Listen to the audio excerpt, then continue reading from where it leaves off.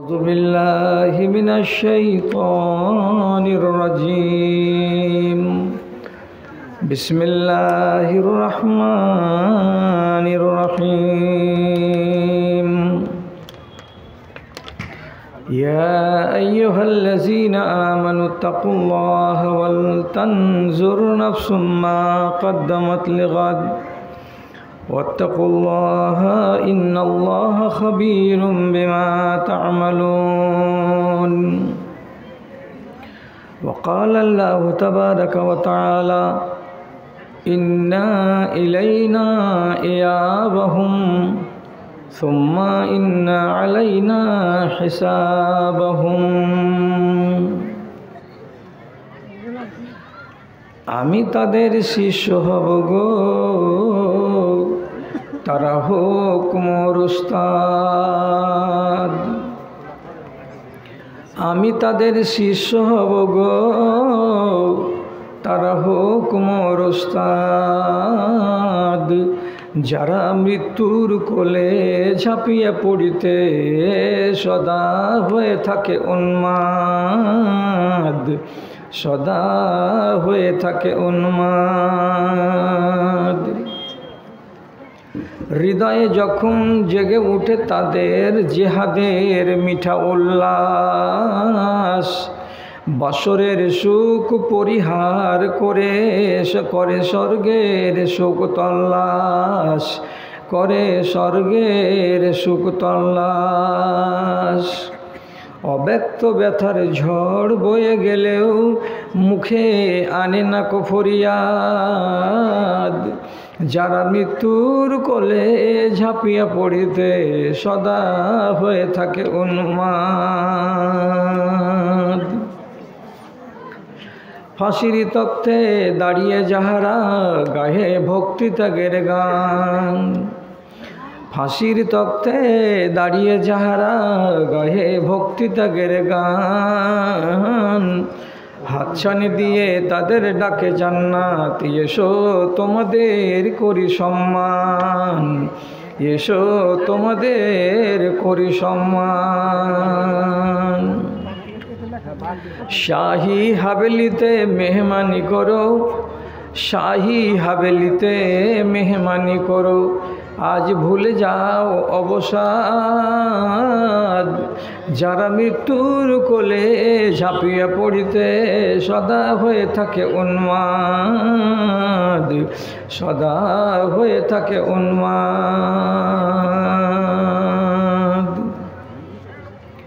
শ্রদ্ধেয় সভাপতি সাহেব, সমবেত এই এলাকার চারিদিকে অবস্থিত ঘনবসতি গ্রাম ও পাড়া তথা মহল্লা থেকে মাদ্রাসার একগাদা ভালোবাসাকে বুকে নিয়ে, ইমানি জজবাকে সাথে নিয়ে উপস্থিত এই মজলিসের সকল শ্রেণীর আমার ভাই এবং বন্ধুগণ, তথা মজলিস থেকে অনতি দূরে আড়ালে স্ক্রিনের সামনে বসে থাকা আমার আদরের মা ও বোনেরা,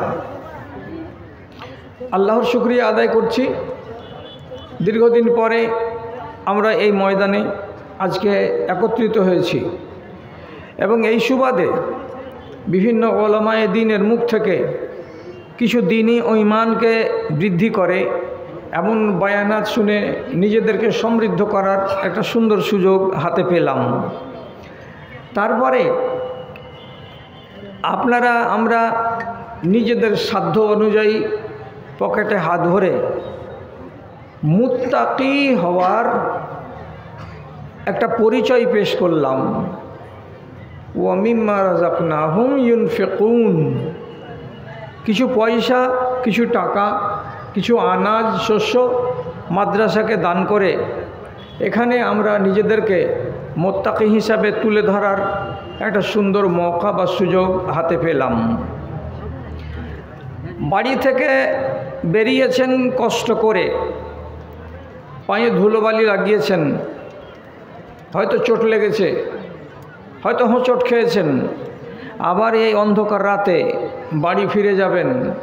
আল্লাহ না করে হয়তো পায়ে লাগতে পারে, হোঁচট খেতে পারেন। একটু কাঁটা লাগতে পারে, খোঁচ লাগতে পারে, কিছু না হলেও আপনার পায়ে অন্তত একটু ধুলা লাগতে পারে।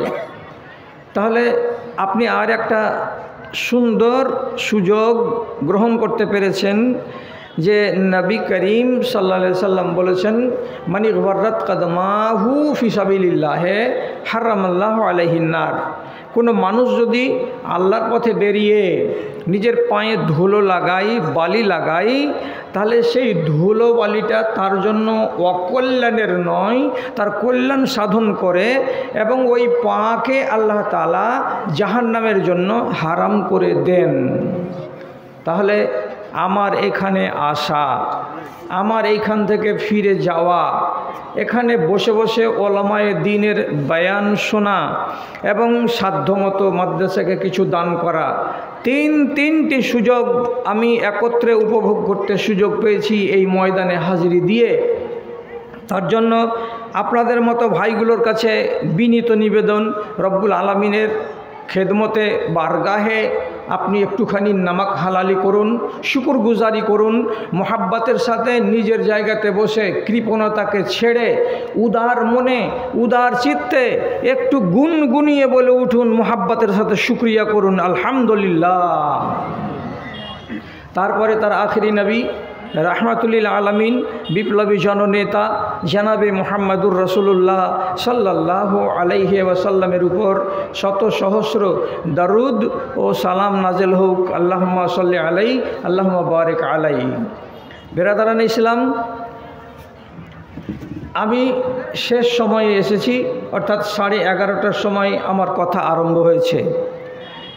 11:30 থেকে যদি 12:30 পর্যন্ত আমরা এই জায়গাতে একটু ধৈর্য ধরি, বসি, তাহলে অন্তত 1 ঘন্টা বয়ান শোনা হবে। তারপরে যদি চলে যান তাহলে সেটা দোষের হবে না। কেন যে এখন পশ্চিম বাংলাব্যাপী একটা চেষ্টা চলছে সারা রাত জালসা না করে জালসাগুলো যেন রাত্রি 12টা পর্যন্ত সমাপ্ত করে দেয়া যায়। আমরা 12:30 পর্যন্ত যদি চালাই তবু আল্লাহর লাখ শুকরিয়া। অতএব আগে বলছি, আমাকে ছেড়ে আপনারা যেয়েন না। আমি খুব লম্বা সময় নিয়ে আপনাদের সামনে কথা বলবো না, শর্টের উপরে কথা বলে আমি নিজে থেকেই নিজেকে গুটিয়ে নেব ইনশাআল্লাহ। কি বলতে চাইছি, আজকে আপনার সামনে আয়াত পড়েছি যেই কথাটা, তো এটা আছে প্রথমত যেটা পড়েছি সেটা সূরা হাশর থেকে। সূরা হাশরের এই আয়াতে আল্লাহ তাআলা আপনাকে পিছন দিকে তাকাতে বলছেন। পিছন কোন দিকে তাকাবো? তো পিছন বলে শব্দ ব্যবহার করা হয়েছে গাদ। গাদ মানে হলো আগামীকাল। আগামীকালের দিকে আমাকে তাকাতে বলা হয়েছে। এবার আপনি বলুন, সূর্য না ডুবলে পূর্ব দিকে আবার উদিত না হলে কাল হবে না, তাহলে আমি কালের দিকে তাকাবো কেমন করে?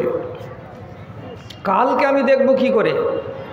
তো এইখানে আগামী কাল বলতে বলা হয়েছে আপনার জীবনের আগামী দিনকে, অর্থাৎ আখেরাতকে বলে বলা হয়েছে যে হে বানি আদম, আগামী কালকের জন্য তুমি কি কি সম্বল জোগাড় করেছো, ওটাও তো একটা দিন, এটাও যেমন দিন।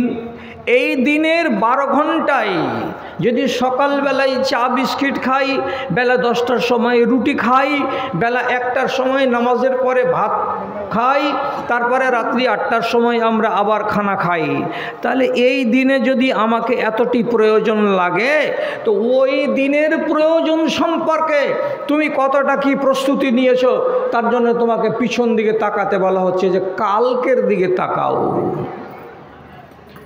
কাল কতক্ষণ হতে টাইম লাগে?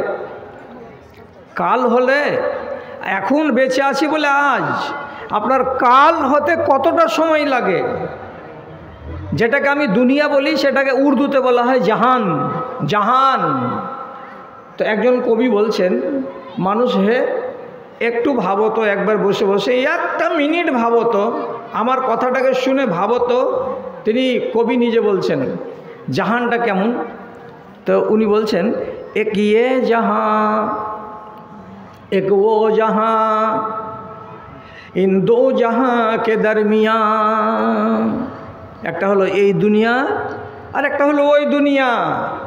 তাহলে বলছি তো ওই দুনিয়া আর এই দুনিয়ার মাঝখানে কতটা ব্যবধান। एक ये जहां एक वो जहां, इन दो जहां के दरमियां फासला एक सांस का। একটি মাত্র শ্বাস নিঃশ্বাসের হলো তফাৎ। যদি শ্বাসটা চলে তাহলে এই জাহান, আর শ্বাসটা যদি বন্ধ হয়ে যায় তাহলে আপনি ওই জাহান। फासला एक सांस का जो चल रही है तो ये जहां, जो रुक गई तो वो जहां। শ্বাসটা শুধু বন্ধ হওয়া, চলছে তো এই দুনিয়ায়, আর না চলতে গেলে ওই দুনিয়ায়। কেন? রাসূলুল্লাহ বলছেন মান মাতা ফাকাদ কামাত কিয়ামাতাহু, মরে গেলেই তোমার ওই দুনিয়া শুরু হয়ে গেল, তোমার কিয়ামত শুরু হয়ে গেল। তাহলে ওই দিনের জন্য আপনি কি নিয়েছেন তাই আল্লাহ তাআলা আপনাকে প্রস্তুতি নিতে বললেন এবং হিসাব কিতাব করতে বললেন। আমি আপনি গাফেল যেন না হয়ে যাই, তার জন্য মাথায় রাখুন ভালো করে। জুমার দিন যতগুলো আলেমে দিন আছেন, ওনারা জুমার নামাজের শেষে যে 2 রাকাত নামাজ পড়ান, তো 2 রাকাত নামাজের দ্বিতীয় রাকাতে যেই সূরাটা তেলাওয়াত করা হয়, আপনারা অনেক লোকে জানেন সেই সূরার শেষকার আয়াত দুটা কি আছে। আল্লাহ বলছেন লাফালাফি করলে, দাপাদাপি করলে, দুনিয়া করলে, বাড়ি করলে, গাড়ি করলে, খুব ফুটানি করে বেড়ালে, হাত পা মারলে, ছুটাছুটি করলে, শেষের বেলায় রব্বুল আলামিন বলছেন ইন্না ইলাইনা ইয়াবাহুম, নিশ্চয় তোমাদের সবাইকে আমার কাছে ফিরে আসতে হবে, আমার কাছে ফিরে আসতে হবে। সুম্মা ইন্না আলাইনা হিসাবাহুম, অতঃপর যখন তোমরা আমার কাছে উপস্থিত হবে, হাজির হবে, তখন আমি তোমাদের সবারই হিসাব নিব, হিসাব নিব। ও জি আল্লাহ, এটাই তো ঝামেলার কথা। আমার কাছে আসতে হবে, আর আমার কাছে যখন চলে আসবে তখন তোমাদের প্রত্যেকের আমি হিসাব নিব। এ কথাটা তো ভয়ঙ্কর। হিসাব কিসের নেবেন? আমাকে এ দুনিয়াতে পাঠিয়েছেন, এ দুনিয়াতে যতদিন আমি থাকলাম এ দুনিয়ার নেয়ামত সম্পর্কে জিজ্ঞাসা হবে, আমার যৌবন কাল সম্পর্কে জিজ্ঞেস করা হবে, আমার ধন এবং মাল সম্পর্কে জিজ্ঞেস করা হবে, আমি কোথায় উপার্জন করেছি সেটা প্রশ্ন হবে, আমি কোথায় খরচ করেছি সেটা খরচ করেছি সেটা জিজ্ঞেস করা হবে, আমার চোখকে জিজ্ঞেস করা হবে, আমার কানকে জিজ্ঞাসা করা হবে, আমার মুখকে জিজ্ঞাসা করা হবে, এতগুলো জিনিসকে জিজ্ঞেস করা হবে। সব কোরআন থেকে প্রমাণিত। তাহলে একটা মানুষের মনের ভেতরে কি আতঙ্ক তৈরি হয় না? যদি আমার মুখ থেকে কি বেরিয়েছে, আমি মুখে কি ভরেছি, এই কথাটা আল্লাহ তাআলা আমার কাছে জিজ্ঞেস করবেন, তাহলে আমি পারবো? এতটা বুকে পাটা আছে, সারাটা 60 বছরে কত কথা বলেছি, কতটি মার্জিত আর কতটি অমার্জিত আপনি হিসাব দিতে পারবেন? কতটি জিনিস মুখে ভরেছি, তার ভেতরে হালাল কয়টা আর হারাম কয়টা? বুকে সাহস আছে যে হ্যাঁ আমি হিসাব দিতে পারবো? আমি আমার চোখ দিয়ে দেখেছি কটা হালাল, কটা হারাম, কটা জায়েজ, কটা না জায়েজ, কোনটা বৈধ, কোনটা অবৈধ, এইগুলো জিনিসই আমার চোখ দেখেছে জীবনে, সারাটা জিন্দগিতে 60 বছরে। এর কৈফিয়ত আমি দিতে পারবো? আল্লাহ তাআলা স্পষ্ট করে আপনাকে আর আমাকে বলছেন ইন্না সামআ ওয়াল বাসারা ওয়াল ফুআদা কুল্লুন উলাইকা কানা আনহু মাসউলা। সব জিজ্ঞাসা করা হবে। মুখের এক একটা বলি সম্পর্কে জিজ্ঞেস করা হবে। যদি বলিটা সীমা লঙ্ঘন করা হয়ে যায়, রাসূলুল্লাহ এই জন্য সাহাবায়ে কেরামকে বলতেন মুখটাকে ঠিক রাখো। আর কিয়ামতের দিন আমি দেখেছি বেশি বেশি মানুষকে জাহান্নামে যাওয়ার কারণ হিসাবে কি ধরা পড়েছে? তা রাসূলুল্লাহ বলছেন ইল্লা হাসায়েদা আলসিনাতিকুম, তোমাদের মুখের দ্বারাই, তোমাদের জুবানের দ্বারাই তোমরা যে ক্ষতি সাধন করেছিলে দুনিয়াতে নিজের এবং পরের, এই জিহব্বার কারণেই তোমাদেরকে বেশি জাহান্নামে জ্বলতে হচ্ছে। জিহব্বা সাংঘাতিক জিনিস, আপনার জবান কিন্তু বড় সাংঘাতিক জিনিস, কাজে এটাকে কন্ট্রোলে রাখুন। রাসূলুল্লাহ পদে পদে, রাসূলুল্লাহ পায়ে পায়ে সাহাবায়ে কেরামের এক একটা ভুলকে সংশোধন করার জন্য, মুখের ভাষাটাকে ঠিক করার জন্য তিনি সচেতন থাকতেন আর সচেতন করতেন। যুদ্ধের ময়দান থেকে ফিরে আসছে সাহাবায়ে কেরাম, তো একটা মহিলার যে উটের উপরে চড়েছিল, এই উটটা ছিল বয়স্ক, জোরে জোরে হাঁটতে পারে না। রাসূলুল্লাহর উট থেকে বারবার পিছে পড়ে যাচ্ছে, বারবার পিছে পড়ে যাচ্ছে, কথাগুলো শুনতে পাচ্ছে না নবীজির। তখন আর একবার নিজেকে সামলাতে না পেরে ওই মহিলা করলো কি, নিজের দুই পায়ের গুল্লা দিয়ে জোর করে উটটার দুই কোহানে আর দুই পেটের উপরে দুম করে লাত মেরে, আরবি ভাষাতে বলছে, আরবিতে বকে দিয়েছে, গাল দিয়ে বলছে হাল ইয়া মালউনাতু। এর বাংলা তর্জমা হলো এই, হাট অভিশপ্ত উটনি, হাট লানতের উটনি, জোরে কেন হাঁটছিস না? তাহলে একটা জানোয়ারকে গাল দিলেন কে? তো এক সাহাবিয়া, একটা মহিলা সাহাবী। এ কথাটা যে মার্জিত নয়, অমার্জিত। রাসূলুল্লাহ সাবধান করবেন আমাকে আপনাকে এই দিয়ে, তার জন্য সাথে সাথে কি বললেন? কে বললে এই কথাটা? কার মুখ থেকে বেরিয়ে এসেছিল এই কথাটা? জানতে পারলেন এই মহিলার মুখ থেকে বেরিয়েছে, যে মহিলা আমাদের পিছন দিকে উঠে চড়ে বসে আছে। রাসূলুল্লাহ এবার একদম ঠান্ডা মাথাতে বলছেন, আনজেলু মা আলাইহে মিনাজ্জাদে। সাথীরা, সাহাবীরা, ওই উটটার পিঠ থেকে মহিলাকে নামিয়ে নাও এবং ওই উটের পিঠের উপরে যতটি সামান আছে সামানটাকে নামিয়ে নাও, আর নেওয়ার পরে এই মহিলাকে অন্য উটে চড়ার ব্যবস্থা করে দাও, আর এই উটটাকে এখানে ছেড়ে দাও, তোমরা এর উপরে সওয়ার হইও না। কেন সওয়ার হইও না? এই মহিলার মুখ দিয়ে একটা ভাষা বেরিয়েছে, এই মহিলাকে তাকে লানতি বলে দিয়েছে। এই ভাষাটা অত্যন্ত জঘন্য, আল্লাহর একটা মাখলুককে গালি দেওয়া। তার জন্য জানোয়ারটাকে ছেড়ে দিলাম, মুক্ত করে দিলাম। এই জানোয়ার, তুই এই মালিকের মতো মালিকের কাছে থাকিস না। মহিলাটা তো শিখুক যে একটা উটকে গালি দিতে গিয়ে কতটা সর্বনাশ আমি করলাম। আমার মুখের ভাষা খারাপ করার কারণে এই উটটা আমার কাছ থেকে সরিয়ে দেওয়া হলো। জঙ্গলে জঙ্গলে চড়ে বেড়াবে, অথচ সেই উটকে তোমরা কেউ ব্যবহার করবে না, এ মহিলাও ব্যবহার করবে না। কেন যে তুমি উটটাকে গালি দিয়েছো, কি বলে? তো মালউন না বলে, অভিশপ্ত উট বলে। শিক্ষা দেওয়ার জন্যই রাসূলুল্লাহ এই মহিলাকে নামিয়ে দিয়েছিলেন উট থেকে। বার বেগার তোমাদের মুখ থেকে এইরকম কথা যেন না বেরোয়। আমার যদি জিজ্ঞাসা হয় এত লম্বা চওড়া, আমার হিয়া কাঁপে না? কাঁপে না, আমাদের হিয়া কাঁপে না। কিন্তু সাহাবায়ে কেরাম যাদের আমলের ঢেরি ছিল, তারা কিন্তু এতটাই বাক সংযমী ছিলেন এবং কথাই কথাই তিনারা নিজেদেরকে এতটাই শঙ্কার ভেতরে ফেলে দিতেন যে একদিন আব্দুল্লাহ বিন উমর রাদিয়াল্লাহু তাআলা আনহু সূরা মুতাফফিফিন তেলাওয়াত করছেন। সূরা মুতাফফিফিন তেলাওয়াত করছেন। করতে করতে করতে করতে এক জায়গাতে আসবে, একটা আয়াত আসবে, কি? ইয়াউমা ইয়াকুমুন নাসু লিরাব্বিল আলামিন। এই আয়াতটা এলো, পড়ে চলে যাচ্ছে, পড়ে চলে যাচ্ছে, পড়তে পড়তে পড়তে পড়তে যখন এই আয়াতটা এলো, এর তর্জমা কি? যেদিন মানুষকে তার রবের সামনে মুখামুখি হয়ে দাঁড়াতে হবে, যেদিন মানুষকে তার মালিকের সামনে মুখোমুখি হয়ে দাঁড়াতে হবে হিসেব দেওয়ার জন্য।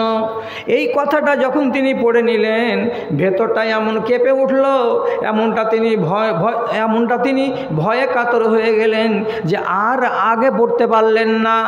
আবার চেষ্টা করলেন, করে পড়লেন ইয়াউমা ইয়াকুমুন নাসু লিরাব্বিল আলামিন। তার পরের আয়াত পড়তে পারলেন না, তর্জমাটা মাথাতে ঠোকা মারছে হাতুড়ের মতো। যেদিন দিন মানুষকে দাঁড়াতে হবে তার রবের সামনে মুখামুখি হয়ে হিসাব দেওয়ার জন্য, হিসাব দেওয়ার জন্য, হিসাব দেওয়ার জন্য। কথাটা যখন মগজে বাড়ি খাচ্ছে, আব্দুল্লাহ বিন উমারের মতো সাহাবী আগে বাড়তে পারলেন না, আগে বাড়তে পারলেন না। সেই দিনের মতো তেলাওয়াত বন্ধ হয়ে গেল। ওদের চিন্তা কতটা, হিসাব দেওয়ার প্রশ্নটা ওদের কাছে কতটা। তেলাওয়াত বন্ধ হয়ে গেল সেদিনের মতো। আর আমি আপনি ডোন্ট কেয়ার চলছি। ভাই হিসাব কেন করেন না? একটা ব্যবসায়ী ব্যবসা করে তো নিজের হিসাব করে সারা দিনের, আবার একগুলো ব্যবসায়ী ব্যবসা করে সারা বছরের মাথায় হিসাব করে আমার লাভ কতটি হলো, আমার লোকসান কতটি হলো। একটা খেতিবাড়ি যারা করে, গৃহস্থী করে যারা, তারা নিজেদের ফসলের হিসাব করে আমার 6 বিঘা জমি থেকে কতটি ধান এলো, কতটি হওয়া দরকার ছিল, কতটি সার দিলাম, কতটি খাদ দিলাম, কে আমার কাছে কতটি পাবে, এগুলো সব হিসাব আমরা করছি। তো আমার নিজের আত্মার, আমার নিজের মনের হিসাবটা আমি কেন করি না যে আমার 24 ঘন্টা দিন কাটলো, এর মাঝখানে আমার কতটি ভালো হলো আর আমার কতটি মন্দ হলো? এই হিসাব কেন মুসলমান করে না? মূর্খ লোক, এক দেহাতি গেঁয়ো লোক অজগ্রাম থেকে উঠে এসেছে। রাসূলুল্লাহ মসজিদে আছেন, এমন সময় আল্লাহর নবীকে এসে গঞ্জের লোক, গ্রামের লোক একটু পাতল বুদ্ধির হয়, এদের কাছে তাহজিব তামাদ্দুনটা একটু কম হয়, বুঝটা একটু মোটা হয়। তো রসুলকে এসে বলছেন, আল্লিমনি শাইআন, হে আল্লাহ রসুল কিছু কথা শিখিয়ে দেন, আমি বলবো। সে কথাগুলো যদি বলি তো আমার লাভ হবে, আমার আমলের পাল্লাটা ভারী হবে। আমি মাঝে মাঝে কথাগুলো বলবো, মাঝে মাঝে মাঝে মাঝে আমি জিকিরের মতো করে বয়ান করব, তাতে আমার কল্যাণ হবে, আমার লাভ হবে। আপনি কিছু আমাকে শিখিয়ে দেন। রাসূলুল্লাহ বললেন, তোমার জিজ্ঞাসা খুব সুন্দর, তাহলে তোমাকে শিখিয়ে দিচ্ছি, শিখো। তখন রাসূলুল্লাহকে শিখাচ্ছেন, এইবার তুমি নিজে শিখতে চাইলে আমি তোমাকে শিখাচ্ছি। তখন রাসূলুল্লাহকে শিখাচ্ছেন কি বলে, সুবহানাল্লাহে ওয়ালহামদুলিল্লাহে ওয়ালা ইলাহা ইল্লাল্লাহ আল্লাহু আকবার। যখন থেমে থেমে থেমে থেমে 3-4টা বাক্য রাসূলুল্লাহর বলা হয়ে গেছে,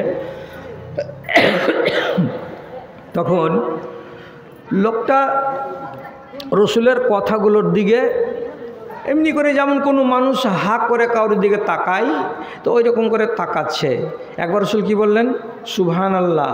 আর একবার কি বললেন, আলহামদুলিল্লাহ। আর একবার কি বললেন, লা ইলাহা ইল্লাল্লাহ। এই কথাগুলো 1টা 2টা 3টা করে বলতে বলতে আরও বলছেন, আরও বলবেন নবীজি। এইরকম টাইমে লোকটা রাসূলুল্লাহকে থামিয়ে দিয়ে বলছেন, হাযা লিল্লাহে ওয়া মালি, যতটি কথা আপনি বললেন এটি তো সবটি আল্লাহর জন্য হলো, আমার কোন লাভ হলো নবীজি? হিসাব দেখেন, হিসাব দেখেন। একটা দেহাতি মানুষ হিসাব খাড়া করেছে দুয়াতে এসে, বলছে সুবহানাল্লাহ। তুই তো আল্লাহর তসবিহ বয়ান করলাম, আমি তো মাটি দিলাম কার পুস্তাতে? বলছে আল্লাহর। আলহামদুলিল্লাহ, তো আলহামদুলিল্লাহ বললাম, তো কার আমি তারিফ করলাম? বলছে আল্লাহর। তো কাজ হলো কার? আল্লাহর। লা ইলাহা ইল্লাল্লাহ, তো লা ইলাহা ইল্লাল্লাহ যে আমি বললাম আল্লাহ ছাড়া কোনো মাবুদ নাই বরহক, এটা কার আমি তারিফ করলাম? বলছে আসমানের মালিক আল্লাহর। তো বলছে এখন পর্যন্ত যতটি বললেন তো সবই তো আল্লাহর, তা আমার কই? আমি আপনার কাছে এসেছি যে কিছু এমন কথা শিখিয়ে দেন যাতে আমার কিছু কাজ হয়। বেচারি দেহাতি মানুষ, দেহাতের মতো চিন্তা। রসুল বলছেন মনে মনে, আরে খাবা, এ কথাগুলো যে বলবি তো তোর জিকির হলো, আর জিকির হতে গেলে তোর সওয়াব হলো, আর সওয়াবটাই তো মানুষ চায়। তো তোর মাথাতে এই সোজা অঙ্কটা এলো না, এটা হিসাব তুই বুঝতে পারলি না। তো ঠিক আছে, তুমি মোটা চালের ভাত খাওয়া লোক, যেটা তুমি বুঝবা সেটাই তোমাকে বুঝিয়ে দিচ্ছি। আল্লাহ রসুল দোয়াটাকে শেষ করে দেওয়ার পরে যখন শুনলেন যে আমার লাভ কি হলো, সবই তো লাভ হলো আল্লাহর, তো আমার লাভ যাতে হবে সেইটা আপনি আমাকে বলুন। নিজের হিসাব যখন ঠিক করে চাইল তখন রসুল্লাহকে বলছেন, আচ্ছা ঠিক আছে, তাহলে এবার তুমি বলো এইটা কি বলবো। তখন রসুল্লাহ বলছেন আল্লাহুম্মা গফিরলি, মুখ ঝুঁকেছে, ঠিক আছে। আল্লাহুম্মা গফিরলি মানে কি, হে আল্লাহ তুমি আমাকে মাফ দাও। তারপরে কি আল্লাহুম্মা গফিরলি ওয়ারহামনি ওয়াহদিনি ওয়ারজুকনি, আল্লাহ তুমি আমাকে মাফ দাও, আয় আল্লাহ তুমি আমাকে তোমার নিরাপত্তায় রাখো, হে আল্লাহ তুমি আমাকে রিজিক দান করো। যখন চারখানা কথা নবীর মুখ থেকে বেরিয়ে এসেছে, লোকটা মুখ ঝুঁকিয়ে ঝুঁকে বলছে, জি হ্যাঁ এই কথাটিতে আমার কাজ হলো, এইটি আমার বেশি লাভ দেবে। আল্লাহ পাকের রাসূল বলছেন, যা রে দেহাতি যা, যে কথাটি তোকে শেখালাম সবটি ঠিক আছে, আর যে কথাটা তোকে তুই নিজে থেকে শেষের বেলায় বললি যে এইটি আমার কাজ দেবে, ওটাতেও কাজ দেবে এবং এটাতেও কাজ দেবে, কিন্তু তুই হলি মোটা হিসাবের মানুষ, তার জন্য শেষের অঙ্কটা তোকে ভালো লাগলো, তুই এটাই বলবি তো আল্লাহ তাআলা তোর উপরে খুশি হবে, তুই এটাই বলবি তো আল্লাহ তাআলা তোকে তার বদলা দেবে। বন্ধু, আপনারা কি আজকে বলতে পারবেন যে আমাদের এই এলাকার ধানগাড়া, বিশনপুর, হলদিবাড়ি, এলাঙ্গি, বালুয়াঘাট এই গ্রামগুলো পিছিয়ে পড়া গ্রাম? এখন কি আমাদের দেশে কোনো ওই রকম অজমূর্খ আছে যাকে আমরা বলবো গেঁয়ো একেবারে? এইরকম লোক তো নাই। অথচ একটা দেহাতি লোক সে নিজের লাভ আর নিজের লোকসানের অঙ্ক করছে, আর আপনি আর আমি, আমরা এত জ্ঞানী আর গুণী বুদ্ধিমান মানুষ, আমরা নিজের লাভ এবং লোকসানের অঙ্ক করি না। লাভ লোকসানের অঙ্ক কেন করতে শিখতে পারলাম না? যারা যারা আজ পর্যন্ত লাভ এবং লোকসানের অঙ্ক করেনি নিজের জীবনকে কেন্দ্র করে, তারা এখন পর্যন্ত কি এরা নুকসানে আছে, এরা ক্ষতিতে পড়ে আছে, এবং এখন পর্যন্ত এরা ভ্রমে আছে।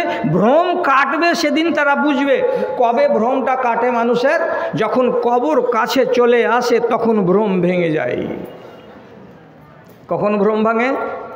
60 বছর বয়স হতে দেন, তখনকার জন্য একটা বাংলা সবারই, আপনারও, আপনার ভাইয়েরও, আমার ভাইয়েরও, আমার নিজেরও, আমার বাবারও, গোটা দেশের লোকেরও একটাই বলি তখন, দুনিয়া আর চাই না, দুনিয়া আর চাই না।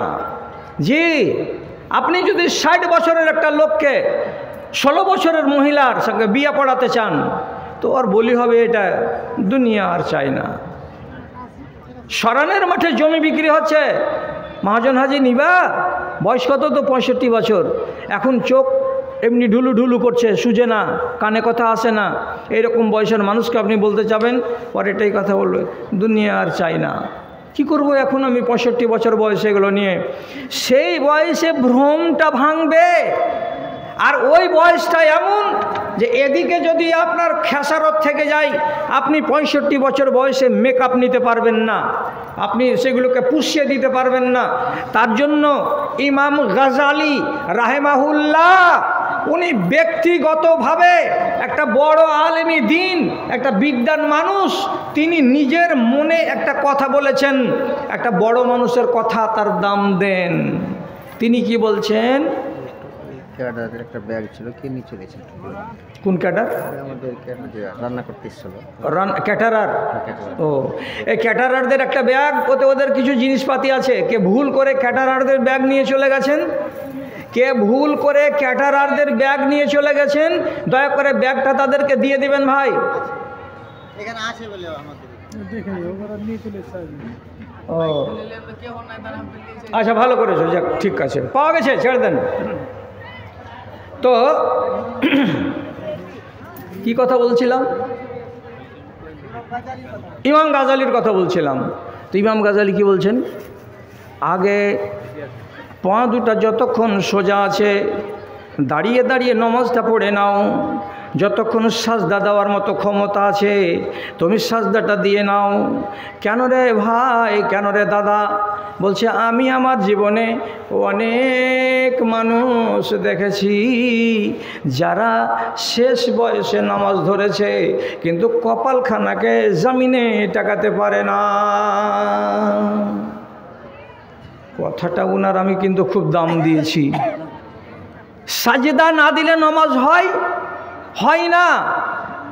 আবার হাজার মানুষ দুনিয়াতে দেখবেন যে সাজদা দেয় না, শুধু এমনি করে থেকে যাচ্ছে, নামাজ হয়ে যাচ্ছে ওর, কেন পারে না বলে কপালটা জমিনে টেকাতে পারে না। কিন্তু বাঁকা তো হচ্ছে, নামাজ হয়ে গেল, কিন্তু উনি কি বলছেন, যতদিন তোমার মুরগ চলছে জমিনে কপালকে টেকাবার, টেকিয়ে নাও।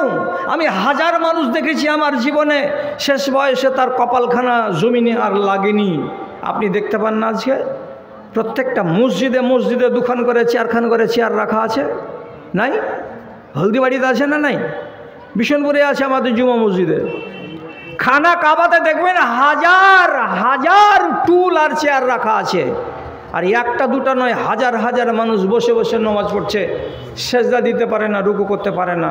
আপনি যদি ঠান্ডা ভাষাতে এইরকম একটা লোকের কাছে অফ টাইমে গিয়ে বলেন, হাজি ভাই আপনি যে নামাজগুলো পড়ছেন তো আপনার কপালটা জমিনে লাগে না, তো সিজদার মজাটা পাইছেন না পান না?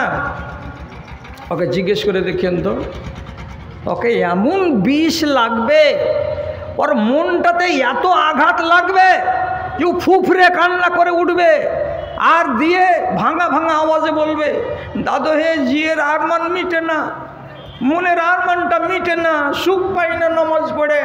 কেন সুখ পাই না? তো কপালখানা জমিনে টেকতে পারছি না, তার জন্য শুধু ইশারাই নামাজ পড়ছি। বর্তমান পশ্চিমবাংলার মানুষের দুটা বড় বড় হলো রোগ। শতকরা 80 জন লোককে হয়ে গেল সুগার, আর শতকরা 65 জন লোকের রোগ হলো হাঁটুতে আর দুই কনুয়ে। এই হাঁটু নিয়ে বর্তমান জমানার 65টা লোক 100টার ভেতরে কাবু আছে, উঠতে পারে না, বসতে পারে না, চলতে পারে না, রুকু করতে পারে না, সাজদা দিতে পারে না। তাহলে এমন মানুষগুলোকে কি হিসাব করতে হবে না যে আজকে আমার যৌবনকাল চলে যাচ্ছে, আমি সিজদা দিতে যাচ্ছি না, আমার মাথাটা জমিনে টেকছে না, আর যেদিন আমার ইচ্ছা জাগবে যে আজকে দুনিয়াকে ফেলে আমি ইবাদতে মন লাগাবো, সেই দিন আপনার কপালটা জমিনে যাবে না। ইমাম গাজালি বলেছেন এখনই সুযোগ আছে, নমাজটাকে ঠিক করে পড়ে নাও, কপালটাকে জমিনে ফেলে নাও, আল্লাহকে যা বলার আছে সাজদাই বলে নাও। দেহাতির জ্ঞান হলো, আপনার জ্ঞান হলো না। সহি কথা বলছি। ইমাম সামারকান্দি একজন নামকরা আলেমে দিন, উনার কিতাবের ভেতরে একটা ওয়াকিয়া কিসসা লেখা আছে। সাহাল বিন আবদুল্লাহ রাজিয়াল্লাহ তাআলা আনহু রাহিমাহুল্লাহ, উনি মাল খুব খরচ করতেন। কানা ইউনফিকু মালহু ফি তাআতিল্লাহ, আল্লাহর রাস্তাতে অধিক পরিমাণে মাল খরচ করতেন। একদিন সেই যুগেরই একজন বড় আলেমে দিন আব্দুল্লাহ বিন মুবারকের কাছে তার দুটো ভাই আর তার মা গিয়ে কেস দায়ের করছে, মাওলানা আমরা একটা অভিযোগ নিয়ে এসেছি আপনার কাছে, দয়া করে আপনি আমাদের অভিযোগটাকে শুনেন, আর শোনার পরে আমাদের একটু ফায়সালা করে দেন। কি আছে বাবা? তো মহিলা বলছে নিজের বেটার কথা। কি বলছে? ইন্না ইবনি কানা ইউনফিকু মালাহু আকসারা, আমার বেটা সাহাল মাল খরচ করছে অধিক পরিমাণে, হিসাব করে খরচ করে না, বেহিসাব খরচ করে যাচ্ছে। ওয়ানা আকশা আলাইহিল ফাকরা, আমার মন বলছে বেটা যে হারে মালগুলোকে আল্লাহর পথে দান করে দিচ্ছে, কিছুদিন পরে ছেলেটা ফকির হয়ে যাবে। তো এত পরিমাণে তোমাকে কে দান করতে বললো? বেশি বেশি করে দান করবা তো তোমার মাল শেষ হয়ে গিয়ে তুমি নিজে ফকির হয়ে যাবা। তো এই যে আমার আশঙ্কা, আমার বেটা একদিন ফকির হয়ে যাবে, পেটের ভাত রবে না তার, কেন যে যেভাবে মাল খরচ করছে এটাতে আমার সন্দেহ জাগে, এত করে মাল খরচ করবে কেন আল্লাহর রাস্তাতে? আল্লাহ বলেছেন খরচ করো, তাই বলে কি এইভাবে খরচ করবে মাল? তো কি করব আমি? বলছে আপনি এই এলাকার বড় আলেম, আপনাকে বললাম আমি মা আর এই দুটো আমার ছেলে, আর যার জন্য আমি অভিযোগ করছি ওটাও আমার ছেলে। আপনি আমার ছেলেকে ডাকুন, আর ডাকার পরে আমার কথা বলুন। তোমার মা আমার কাছে কমপ্লেন করেছে, তোমার মার অভিযোগ মূলে তুমি এখন আসামি হয়ে আছো, আমার সামনে আসো, আমি তোমার বিচারটা করে দিই। সাহাল বিন আবদুল্লাহকে ডাকা হলো। হযরত কেন ডেকেছেন? তোমার বিরুদ্ধে তোমার মা অভিযোগ দায়ের করেছে।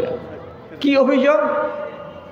তুমি নাকি বেশি বেশি পরিমাণে ধনমাল খরচ করো। আজকে ফালাহুল মুসলিমিনে 1000 টাকা, কালকে এলাঙ্গিতে জালসা হলো, ওখানে তুমি দিয়ে দিলে 500 টাকা, তারপরের দিন আর এক জায়গায় হলো, ওখানে 1000 টাকা। কোনো গরিব চলে এলো, তাকে 500 টাকা। এইভাবে যে তুমি প্রতিদিন এত দিনার এত দিরহাম আল্লাহর পথে দান করে চলে যাচ্ছ, তো আর একদিন তুমি না খেয়ে মুখটাকে শুকিয়ে হাত কচলাবে আর বাড়িতে বসে থাকবে, এটা ভালো নয়।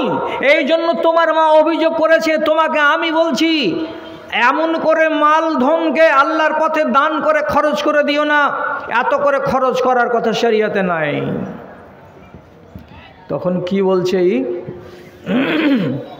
এ আবার কি বলছে? তখন কইছে হুজুর আপনি তো একটা বড় আলেম, তো আমার যেটা কথা আছে সেটা আপনি আমার মুখ থেকে শুনে নেন, তারপরে যেটা আপনি রায় দিবেন সেটাই হবেন। কি কইছে? ইন্না রাজুলান কানা লাহু জায়াতান ফিল মাদিনাতে। ধরেন একটা মানুষ মদিনাতে বাস করে, আর এই মানুষটা এবার জমি কিনে নিল কোথায়? তো রুস্তাক বলে একটা জায়গা আছে পূর্ব দিকে মদিনা শহর থেকে অনেকটা দূরে, যেটা এখন বর্তমানে কাতারের বর্ডারে অবস্থিত। যদি একটা মানুষ কি করে জমি কিনে নেয় কোথায়? তো রুস্তাক বাজারে। আর সেই লোকটা কোথাকার? তো মদিনার। আপনি বলুন তো, মদিনার লোক জমি কিনলো কোথায়? তো রুস্তাক শহরে। ওখানে বাড়ি বানাবে, ওখানে বসবাস করবে। তো হালিয়াত্রকমিল মালেহি শাইয়ান ফিল মাদিনাতে। তাহলে এই লোকটা কি মদিনাতে তার মালগুলো, যার ধনগুলো, তার যত সম্পত্তিগুলো আছে ওগুলো কি ছেড়ে দিয়ে ফেলে দিয়ে চলে যাবে নাকি? বলেন তো। আর জিজ্ঞাসাটা কি? ইশতারা জাইআতান বেরুস্তাকা। ও থাকবে না এখানে, ও চলে যাবে ডালকলা পালিয়ে। তো যদি ডালকলা পালিয়ে যায়, তাহলে বিশ্বনপুরের মাটিতে যেটা ওর ভিটা বাড়ি আর যেটা ওর বাড়ির পেছন দিকে জমি জামা, এগুলো কি বিশ্বনপুরের লোকের জন্য ফেলে দিয়ে চলে যাবে? না এই সামানগুলো যতটা নিয়ে যাওয়ার সে নিয়ে চলে যাবে, আর যেটা জমি জামা আছে সেটাকে বিক্রি করবে ও? আপনি বলেন তো।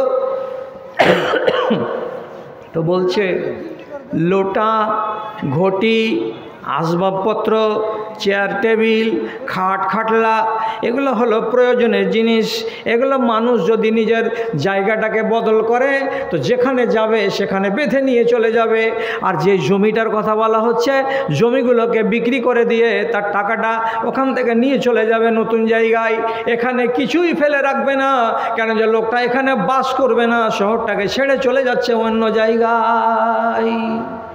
ঠিকই তো যাবেই তো। তুমি যদি রুস্তাকে জমি কিনে থাকো, তাহলে ওখানে তো তুমি চলেই যাবে, ওখানে তো তোমার সামান সব চলে যাবে। তো কি বোঝাতে চাইছো তুমি পালিয়ে যাবে নাকি মদিনা ছেড়ে রুস্তাক শহরে? বলছেন না, ওইটা কথা বলিনি। তো কি বলতে চাইছো? বলছে জনাব, ও আমার আলেমে দিন, আমার এই দুনিয়াটা আসল ঠিকানা নয়। আমি এখানে আছি কিছুদের জন্য, আমাকে আমার আসল দুনিয়ায় চলে যেতে হবে, ওইটা হলো আমার আসল ঠিকানা। তো তাহলে আমাকে যদি আমার আসল বাড়ি যেতেই হয়, তো নকল বাড়িতে যত কিছু আছে আমি এগুলো এখানে কেন রাখবো? আমার আসল বাড়িতে আমি নিয়ে চলে যাব। তার জন্য আমি কি করছি, আমার যতগুলো দিনার আছে আমার যতগুলো দিরহাম আছে এগুলো আমি ট্রান্সফার করে দিলাম আমার আসল ঠিকানায়। আসল ঠিকানা হলো আমার কবর, আসল ঠিকানা হলো আমার হাসর। আমি হাসরের দিনের জন্য, আমি কবরের জন্য প্রস্তুতি নিচ্ছি। এই জন্য আমার মালগুলোকে জমা রাখি না, আমি খরচ করে দিচ্ছি, সব আল্লাহর পথে দান করে দিচ্ছি। মাওলানাকে এমন প্যাচে ফেললো আর দিয়ে শেষ পরে হিসাবটাকে ওকে বুঝালো।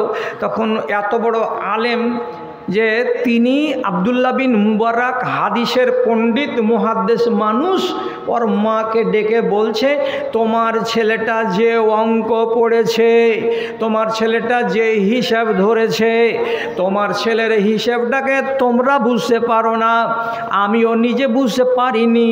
যখন ছেলে অঙ্ক বুঝিয়ে দিল, হিসাবটা যখন শিখিয়ে দিল, শুনিয়ে দিল, আমারও চোখের আলো ফুটলো, আমারও মগজের তালা খুললো। তোমার বাচ্চাকে আটকানো যাবে না, তোমার বাচ্চাকে নিষেধ করা যাবে না, ওর ধন ওর মাল ও যেভাবে খরচ করে ওকে করতে দাও। বারে মানুষের হিসেবটা কেমন, এই ধন যাবে ওইখানে, তাহলে আমার কাজ দিবে, আর এই ধনকে যদি আমি রেখে দিই আমার ওই বাড়ি খালি পড়ে থাকবে, আমি এটা চাই না।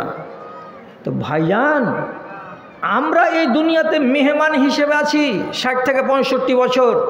আপনি মনে মনে বলছেন যে এটাই সব, এর মতো ভালো জায়গা আর নাই, আর এর মতো উত্তম জায়গা, সুখের জায়গা হয়তো পাবো কি পাবো না, এমন ধারণা ব্রেন থেকে মুছে ফেলে দেন। আপনার জন্য উত্তম জায়গা অপেক্ষা করছে, শুধু হিসাব করুন আর করে নিজের আখেরাতটাকে সুন্দর করে সাজিয়ে নেন। আমি সাহাবীদের জীবনীকে অনেক জেনেছি, অনেক পড়েছি, আর পড়ার পরে বুঝেছি এমন একটা কোনো সাহাবী ছিলেন না যারা দুনিয়াতে থাকাকালীন নিজেদের ঈমান আর আমলের হিসাব করেনি। সব সময় আমলের আর নিজের ঈমানের হিসাব করেছে। একজন লোক, ওর বাড়ি হলো সামারকান্দ। সামারকান্দ শহরের এই আলেমে দিন প্রত্যেক দিন রাতের বেলাতে ছেলে মেয়ে যখন শুয়ে যেত, তখন ঘরের ভেতরে একটা দিয়া জ্বালাতো, একটা চেরাগ জ্বালাতো, জৈতুনের তেল দিয়ে একটা পলিতা লাগিয়ে দিয়ে ছোট্ট করে একটা আলো জ্বালাতো। আর আলো জ্বালিয়ে দেওয়ার পর, আল্লাহু আকবার, এরা কত বড় দিনদার দুনিয়াতে ছিলেন, ওই চেরাগটার আলোতে একবার শাহাদাতের আঙুলটাকে ধরে নিতেন। আঙুলটা যখন পুড়তো, ঠেলা লাগতো, তখন চট করে টেনে নিতেন। একবার এটা আঙুলকে দিতেন, দিয়ে দেখতেন যখন জ্বলে উঠছে তখন চট করে আঙুলটাকে টেনে নিচ্ছেন। নেওয়ার পরে একবার করে আঙুলকে পুড়ান, একবার এই হাতের একবার ওই হাতের, একবার করে ছাঁকা দেন, আর ছাঁকা দেওয়ার পরে আঙুলটাকে টেনে নেন। নেওয়ার পরে নিজের নাফসকে ডেকে ডেকে বলেন, এই সামারকান্দি, এই সামারকান্দি, তুই যে চেরাকের আগুনটাকে সহ্য করতে পারলি না, আঙুলটার লাগালি তো ছাঁকা লাগছে, সইতে পারছিস না, চট করে টেনে নিচ্ছিস।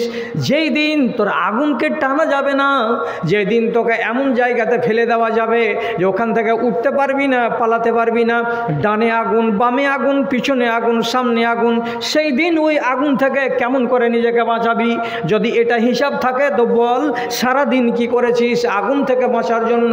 সারা দিন কি করেছিস আল্লাহর আগুন যেন তোকে না ছুঁতে পারে, তার জন্য হিসাব কর, বসে বসে হিসাব দে। যদি এই চিন্তা একটা মানুষের মনে থাকে, তো তাহলে এই মানুষটার দ্বারা কি মন্দ কাজ হতে পারে?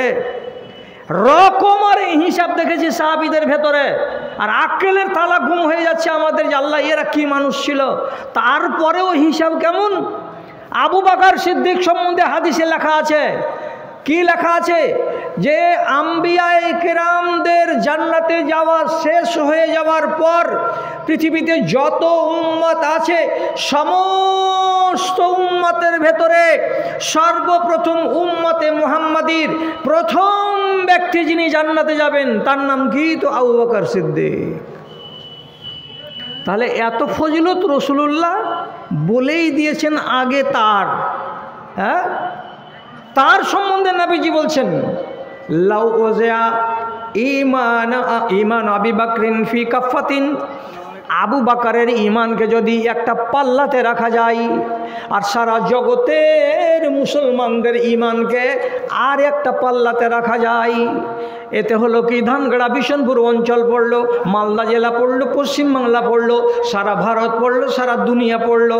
সারা দুনিয়ার মুসলমানদের ইমানকে যদি একটা পাল্লাতে করা যায় আর একটা পাল্লাতে যদি শুধু আবু বকরের ইমানকে রাখা যায় তো আল্লাহ রাজাহা। তো নবীজি বলছেন আবু বকরের যেটা পাল্লাতে ইমান রাখা আছে ওই ইমানের পাল্লাটা ঝুঁকে থাকবে, আর সারা দুনিয়ার মানুষের ইমান যেই পাল্লাতে আছে সেই পাল্লাটা উপর দিকে উঠে থাকবে। তার মানে আবু বকরের ইমান এত ভারী। সেই মানুষটা নিজের হিসাব করছে কেমন করে মরবার কালে। মরার আগে তিনি বলছেন ইয়া লাইতানি লাউ কুনতু নাবাতান, হায় আমার দুঃখ আমি যদি একটা ঘাস হতাম। ফি জানিবিল ওয়াদি, রাস্তার কিনারায় যদি একটা ঝাড়ি হতাম। ফায়াতিনি আল এবেলো, আমার কাছে একটা উট আসতো, তারপরে সে আমাকে মুচড়ে খেয়ে নিত। সুম্মা লাকানি, তারপরে সে আমাকে জোগালি করে করে চিবিয়ে নাড়ির ভেতরে ভরে দিত। তারপরে কি করতো? সুম্মা আখরাজানি বারান, তারপরে 4 ঘন্টা কিংবা 6 ঘন্টা পরে পেছন দিয়ে ছোট ছোট লিধি করে আমাকে বাইরে ফেলে দিত। আমাকে খেয়েছিল কটাই? তো বেলা 10টায়। আর আমাকে হজম করে মাগরিবের পরে লিদ করে বের করে দিত। তো তাহলে এটাই আমার জন্য ভালো ছিল। আমি আবু বকর মানুষ হয়ে কেন এসেছিলাম? আমাকে আল্লাহ রাব্বুল আলামিন মানুষ না করে যদি একটা গাছ করে দিতেন আর এভাবে আমাকে খেয়ে নিত, আর আমার যদি শেষ আঞ্জামটা এটাই হতো, আমাকে এটাই ভালো লাগছে। কিন্তু আল্লাহ রাব্বুল আলামিনের হিসাব দিনকে বলে, কিয়ামতকে বলে, কবরকে বলে, হাসরের ময়দানকে বলে যখন ভাবছি তখন দুরু করে কাঁপুনি আরম্ভ হচ্ছে। ওরাও অত বড় ইমানদার, আর তারা বলছে এই ধরনের কথা আর ভাবনা ভাবছে আমি কয়ানার ইমানদার। হ্যাঁ, একটা হাদিস পড়েছি তো, মদিনাতে অনেক দূর থেকে একটা লোক নামাজ পড়তে আসতো, এর মতন দূরে বাড়ি কাউরি ছিল না। আবু আইয়ুব আনসারী বলছেন একদিন আমি ওই বন্ধুকে ডেকে বলছি, ও ভাই শুনেন, আপনাকে আমি দেখছি আপনি কোনো ওয়াক্তের নামাজে মসজিদে পিছে নেই, সব টাইমে আপনি হাজির আছেন আউয়াল জামাতে, আউয়াল ওয়াক্তে। আর আসছেন কত দূর থেকে? তো বলছে মসজিদ আছে এখানে, আর আপনি আসছেন একবারে ওদিক থেকে, জিয়াগাছির নিচে যেটা বিল আছে ওইখান থেকে, নামধানগড়ার মাথা থেকে হাঁটতে হাঁটতে হাঁটতে হাঁটতে এত দূরে আসছেন। জোহরের নামাজ পড়ে ফের হাঁটতে হাঁটতে হাঁটতে হাঁটতে অত দূর যাচ্ছেন, আবার আসরে আসছেন যাচ্ছেন, আবার মাগরিবে আসছেন আর যাচ্ছেন। আহারে, আপনার পাখানে কত কষ্ট হচ্ছে, কত আপনি কষ্ট পাচ্ছেন এত দূর থেকে আসা আর যাওয়া। একটা বুদ্ধি দিব দাদা, একটা ভালো পরামর্শ দিব আপনাকে। তো সাহাবিকে বলছেন যে একটা পরামর্শ দিব আপনাকে ভালো। বলছে দেন, কি বলবেন আমাকে? তখন সাহাবি পরামর্শটা কি দিছে? লাউ ইশতারাইতা হিমারান তারকাবহু ফিজাল মায়ে ওয়াজাল ফায়ে, আপনি যদি একটা গাধা কিনে নেন, আপনি যদি একটা খচ্চর কিনে নেন, ওই খচ্চরটাতে চড়বেন, গরমের দিনে আপনার পায়ের তলাটা পুড়বে না। আপনি ঠান্ডার দিনে যখন চড়বেন তখন আপনাকে শীত কম লাগবে, একটু গরম হয়ে বসে থাকবেন জানোয়ারের পিঠের উপরে, আপনার পা কষ্ট পাবে না। তাহলে বর্ষার দিনেও আরাম হবে, গরমের দিনেও আরাম হবে।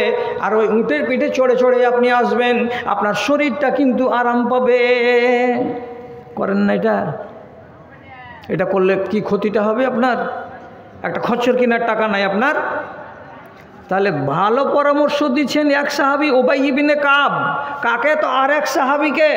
এবার এই সাহাবিকে উত্তর দিয়ে বলছেন, আপনি আমার পা কষ্ট পাবে তার জন্য খচ্চর কিনতে বলছেন, আমার পায়ে কাঁটা লাগবে তার জন্য আপনি আমাকে সবার হতে বলছেন। আমি প্রত্যেক টাইমে হেঁটে হেঁটে না এসে আমি ঘোড়ার পিঠে, খচ্চরের পিঠে চড়ে চড়ে আসবো, এ কথাটা বলছেন? তাহলে আমার কথাটা শুনেন, আমি রাজি নই আমার বাড়িটা মসজিদের পার্শ্বে হোক, মসজিদের পার্শ্বের আমি পড়োশি হব এটাতে আমি রাজি নই, বরং আমি কিসে রাজি আছি? আন ইয়াকুনা মামশায়া ওয়া আউদাতি ইলা বাইতি, আমি মনে মনে চাইছি আমার বাড়ি থেকে এখানে আসাতে যতবার পায়ের কদম উঠবে, যতটা পায়ের ধাপ উঠবে সেটাকে আমি গুনতে চাই। আর এখান থেকে যখন ফিরে যাব আমার বাড়ি, তো যতবার আমার পায়ের কদম উঠবে, যতটা আমার ধাপ হবে, আমি আমার ধাপগুলোকে গুনতে চাই। কেন আসার বেলা ধাপ গুনতে চাই, কেন যাওয়ার বেলা আমি ধাপ গুনতে চাই? তো রাসূলুল্লাহ আমাকে বলেছেন লেকুল্লে খতওয়াতিন দারাজা। ও মানুষেরা, বাড়ি থেকে ওযু করে যদি আল্লাহর মসজিদে আসো, তো তোমরা আসার পথে যতবার পা উঠাবে, যতটা কদম তোমরা আগাবে, প্রত্যেকটা ধাপের বদলে তোমাকে একটা করে দরজা উঁচু করে দেওয়া হবে, তোমার দরজাকে উপর দিকে করে দেওয়া হবে। তাহলে আমি যদি ওখান থেকে হাঁটি আর হেঁটে আমাকে এই জায়গা পর্যন্ত আসতে 1000 বার পা উঠাতে হয় আর 1000টা কদম আমাকে চলতে হয়, তাহলে আমার 1000টা আসার পথে দরজা উঁচা হয়েছে আর 1000টা নেকি আমি আল্লাহর কাছে পেয়েছি। এখান থেকে যখন আমি ফিরে যাব, তখন আমার পায়ের পাতায় যখন ড্যাগটা হবে, কদমটা হবে, ধাপটা হবে, এটাও 1000টা হবে। যাওয়ার পথেও আমি 1000টা ধাপ আমি গুনে নেব, আর আমার 1000টা ধাপের বিনিময়ে আমার 1000টা দরজা উঁচা হবে। আমি এই সুযোগটা ছাড়বো কেন? এই সুযোগটা ছাড়বো না বলে আপনার পরামর্শকে মানতে পারলাম না। আমি কোনোদিন আমার ক্ষমতা থাকতে গেলেও আমি ঘোড়াও কিনবো না, আমি খচ্চর কিনবো না। রাসূলুল্লাহ এটা কথা বলেছেন ঠিক। যে ব্যক্তি নামাজ পড়ার জন্য বাড়ি থেকে ওযু করে বেরিয়ে যাবে, তো লিকুল্লি খুতওয়াতিন দারাজা, একটা করে দরজা পাবেন, অর্থাৎ সওয়াবও পাবেন, একটা করে আল্লাহ তাআলা আপনার দরজাকে উন্নত করবেন, উপর দিকে করবেন। তাহলে এই মানুষটার হিসাবটা কেমন? আর আবু আইয়ুব আনসারী যেটা হিসাব বুঝাচ্ছিলেন, সেই হিসাবটা কেমন? হিসাব তো দুজনেরই। উনি যে সেন্সে বলছিলেন সেটা হলো বাহ্যিক রূপ, মানুষের আরামের ব্যাপার। আর সাহাবী নিজে যেটা বলছেন, নিজের কথাটা যে আমার হিসাব এই, এটা হলো তার ঈমানি জজবা। আপনার ভেতরে এমন ঈমানি জজবা তৈরি হোক যে আপনি আপনার মুহাসাবা করবেন কার? নিজের নাফসের। হযরতে দাউদ আলাইহিস সালাতু ওয়াস সালামের বাড়িতে দেয়ালে লেখা ঝুলছিল, দেওয়ালে লেখা ছিল কি কথাটা? কইছে আরবাউন লা ইয়াগফুল আনহু সাহেবুল আকলে। কোনো মানুষ আক্কেলওয়ালা যেন 4টা জিনিসকে জীবনে না ভুলে, 4টা কথাকে যেন না ভুলে, 4টা সময়কে যেন না ভুলে। একটা সময়ের নাম হলো কি? সাআতুন ইউনাজি রব্বাহু, 1 ঘন্টা কোনো এক সময় নিজের আল্লাহকে স্মরণ করবে, তার জন্য আলাদা। আর কি? সাআতুন ইউনাজি নাফসাহু, 1 ঘন্টা নিজের নফসের সঙ্গে কথা বলবে, আমি কি করেছি, আমি কি করিনি, আমাকে কতটুকু করা দরকার ছিল, আমি কতটুকু করতে পেরেছি আর কতটুকু করতে পারিনি। আর একবার একটা সময় বের করবে নিজের ভাইদের সঙ্গে বসে আলাপ আলোচনা করে, যেই ভাইয়েরা আমার দোষ ত্রুটি আমাকে ধরিয়ে দেয়, তাদের জন্য খানিকটা সময় বের করতে হবে। আর কিছুটা সময় বের করতে হবে কিসের জন্য? আমি যেন এই কাজটা করি যে আমার জিন্দেগিতে আমি লাজ্জাতের পিছনে, অর্থাৎ আনন্দদায়ক জিনিসের পেছনে আমি কতটা ছুটে বেরিয়েছি, আর আল্লাহর আযাবের পিছনে আমি কতটা সময় নষ্ট করেছি যে এইখানে আল্লাহর আযাব হবে বলে ভেবেছি। তাহলে লাজ্জাত মানে যে জিনিসটা মানুষকে আনন্দ দেয়, যে জিনিসটা মানুষকে খুব সুখ দেয়, শান্তি দেয়, মিষ্টি জিনিস, সেগুলোর পিছনে পড়া, আর আল্লাহ রাব্বুল আলামিনের আকিবাত আঞ্জামকে বলে চিন্তা করা, এগুলো নিয়ে একবার আমাকে ভাবতে হবে। তাহলে আমার ভাবনাটা কয় রকমের হলো? 4 রকমের হলো। মানুষ যেন এই 4টা ভাবনাকে সব সময় ভাবে। আপনি জীবনে ভাবতে পারলেন না নিজের নফসকে নিয়ে, আর নিজেকে ভাবতে পারলেন না ভাইদেরকে নিয়ে। আমাদের ভাবনা হলো দুর্বল, আমাদের ভাবনাটা হলো অত্যন্ত ড্যামেজ। ভাইজানেরা, আপনাদেরকে বলবো, এই কয়দিনের জিন্দেগানিতে শুধু লুটে পুটে খাওয়ার নাম নয়, আপনাকে হিসাব করে চলতে হবে। আয় আর বয়, আর নেকি আর বদি, সব জিনিসটাকে আপনি হিসাব করে চলবেন। আল্লাহ রাব্বুল আলামিন আপনাদের সবাইকে সুযোগ দেন, তৌফিক দেন। চলে যাওয়ার কাল, এখান থেকে বিদায় হয়ে যাবেন আপনারা সবাই। তো যে যেটা দিয়েছেন ভালো করেছেন, আলহামদুলিল্লাহ। এখন চলে যাওয়ার কালে অল্প কিছু করে কেউ যদি আনাজ বলেন, কেউ যদি কিছু ধান বা ভুট্টা বলেন, বা অল্প কিছু টাকা দেওয়ার থাকে তো তাড়াতাড়ি করে আমার হাতে দেন। আপনাদের সামনে যেটা কথা বলছিলাম সেটাই হয়ে গেল বাস্তবে। আমি এমনিতে প্রসঙ্গত বলেছিলাম যে 1 ঘন্টা যদি দেন তাহলে 12:30 হয়, আর তারপরে যেটা চলবে তো চলবে। তো এখন 12:30 রাত হয়েছে, আর কাঁটাই আর এই মুহূর্তে আমার ভাই সাহেবেরা আপনারা আস্তে আস্তে দিকে চলে গেছেন, রওনা দিয়ে দিয়েছেন। তাহলে এবার এগিয়ে আসুন। মাশাআল্লাহ, এক ভাই আমাকে দিয়েছেন 100 টাকা। তার আগে একটা ভাই এখানে কয়েকটা টাকা দিয়েছেন, আর একটা কি যেন হাতে করে এনেছিলেন। আর একজন আমার ভাই 100 টাকা দান করেছেন। আল্লাহুম্মা সাল্লি আলাইহি আল্লাহুম্মা বারিক আলাইহি। পরওয়ারদিগার আলম, তোমার বান্দারা যে আশায় দান করছে আল্লাহ তাদের আশাকে পূরণ করো। আর একজন ভাই আমার দিল 50 টাকা, তাদের প্রতি হয়ে যাও সখা। ওহি আল্লাহ দয়াময় মেহেরে করিবে, দানকারী দানকে তুমি কবুল করিবে, আমিন আমিন। আরেকজন আমার ভাই এখানে আসিয়া 200 টাকা দান দিল তোমারও লাগিয়া। ওহি আল্লাহ দয়াময় পাক সুবহান মিটায় দাতার মনের আরমান। রব্বানা তাকাব্বাল মিন্না ইন্নাকা আনতাস সামিউল আলিম, আমিন আমিন বিরহমাতিকা ইয়া আরহামার রাহিমিন। আরেকজন তোমার বান্দা এখানে আসিয়া 50 টাকা দান দিল মাদ্রাসা লাগিয়া। ওহি আল্লাহ দয়াময় দান যে করিবে, আলহামদুলিল্লাহ, মাশাআল্লাহ, জাযাকাল্লাহ। রব্বে কারীম তোমার এই বান্দা শেষের বেলায় 500 টাকা দান করেছে। আর একজন 50 টাকা করে গেল। দান কবুল করো তুমি পাক সুবহান মিটা মনের আরমান, আমিন আমিন, মাশাআল্লাহ, আলহামদুলিল্লাহ, জাযাকাল্লাহ।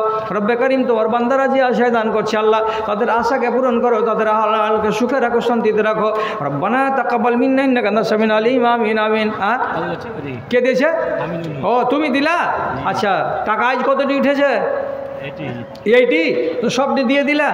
আচ্ছা, আমি যখন আসি তখন আমার হাতে মাশাআল্লাহ এটা একটা 50 টাকা, আমার হাতে আমার মা 500 টাকা দিয়েছে। আমার বড় ভাই মারা গেছে তার জন্য, তাছাড়া আমার আব্বাও মারা গেছেন তার জন্য। আর 1000 টাকা দিয়েছেন শান্তি medical hall ভালুকারণ doctor Abdur Rashid সাহেব। উনার একটা জামাই কিছুদিন আগে মারা গেছে এবং উনার আমি আব্দুর রহিম, আমার বাবা মা অসুস্থ। আচ্ছা আচ্ছা, 500 টাকা। আমার বাপ মা অসুস্থ আছে তার জন্য মৌলভী আব্দুর রহিম নিজের বাপ মা অসুস্থ আছে বলে 500 টাকা দান করছেন। এখানে একটা হলো। আর উনার বড় ভাই অসুস্থ আছে তার জন্য 1000 টাকা দান করেছেন। আজিবিল ওয়াস রব্বান্নাস ইশফান দাশাফি লা শিফা ইল্লা শিফা ওয়া কাশিফা লা ইউগাদিরু সাকামা।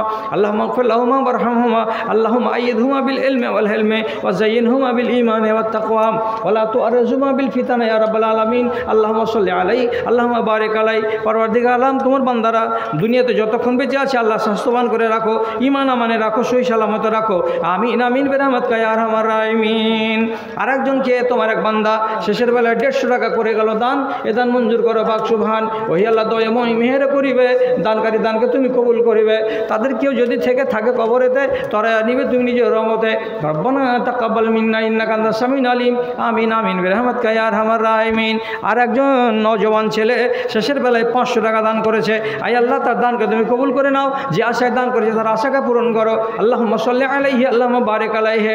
তোমার আদেশে দিন চলে যায়, তোমার আদেশে দিন চলে যায়, আধার নেমে আসে রাতে, কত যে শক্তি লুকায়ে রেখেছ তোমার নিপুণ 2 হাতে, তোমার নিপুণ 2 হাতে। মহাবিশ্বের তুমি যে চালক, উড়ুক তোমার জয় নিশান। ওগো আল্লাহ মেহেরবান, আমি গাহি তোমার গান। তুমি আমায় রিজিক দিয়ে বাঁচাও আমার প্রাণ গো আল্লাহ, বাঁচাও আমার প্রাণ। মঞ্জুর কোনটা হয়েছ? এই সোজা সোজা এসেছো? আমি কোথায় যাবে? বলদেপুকুর থেকে। হ্যাঁ, শামসি হাট খোলা হয়েছে স্যার। শামসি যাবে? ঠিক আছে, বাড়ি তো আমাকে যেতে হবে, কিন্তু সকালে যাব, কি করা যাবে? ব্যাগ বাড়িতে আছে। আচ্ছা, সুযোগটা ছিল যাওয়ার বটে, তো আর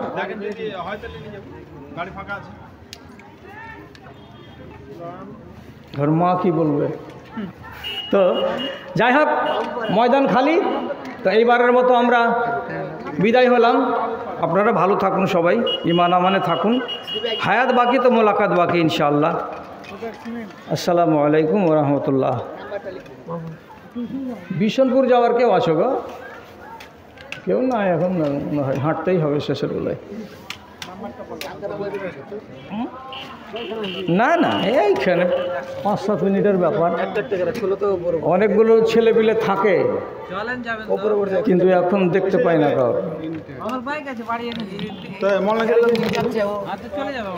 হ্যাঁ চলে যাবে এইখানে